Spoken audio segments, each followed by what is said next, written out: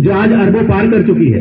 उस समय की करोड़ों की जनसंख्या, विभिन्न भाषा, विभिन्न बोली, विभिन्न परंपरा, विभिन्न धर्म को मानने वाले लोगों को एक सूत्र में बांधा कैसे जाए, आजादी के बाद सबसे बड़ा प्रश्न था।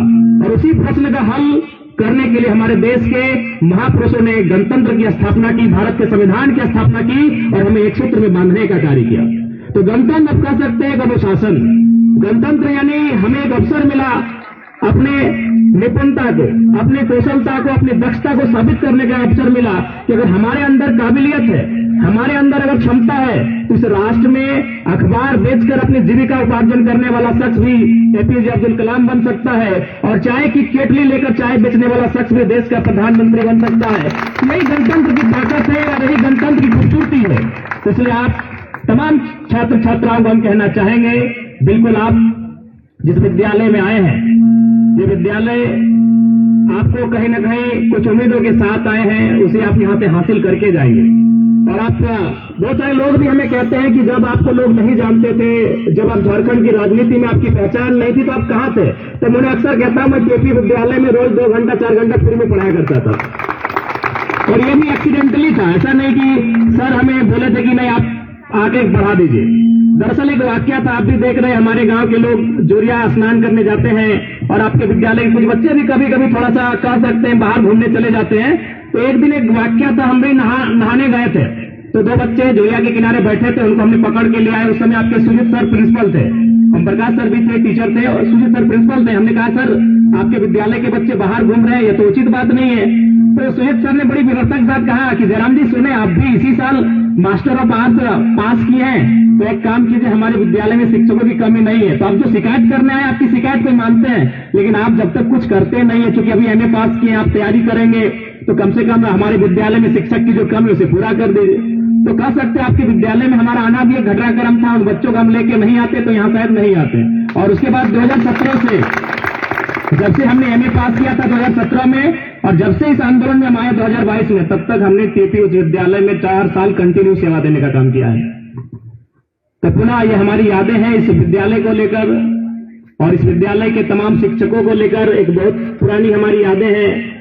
और आज पुनः आपसे यही कहेंगे, प्यारे बच्चों, सपने पूरे होते हैं, सपनों को देखना चाहिए और उन सपनों को पूरा करने के लिए मेहनत करना चाहिए। क्योंकि आज मैं आपके बीच खड़ा हूं, मैं आज राज्य के सर्वोच्च सदन का सदस्य बनकर आपके बीच खड़ा हूं, मैं सरकार का अंग बनकर खड़ा हूं।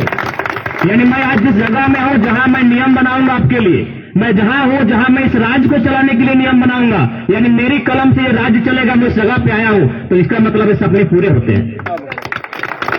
और मैं उस परिवार से आता हूं, मेरा गांव है, मुझे छुपाने की आवश्यकता नहीं है, क्योंकि लोग मानते कि नहीं, नेता लोग तो जरा झूठ बोलते हैं, तो मेरा गांव बगल में है। मैं उस परिवार से आता हूं कि जिस साल मेरे पिताजी का डेथ हुआ था, उसी साल मेरे दादाजी का भी डेथ हुआ था।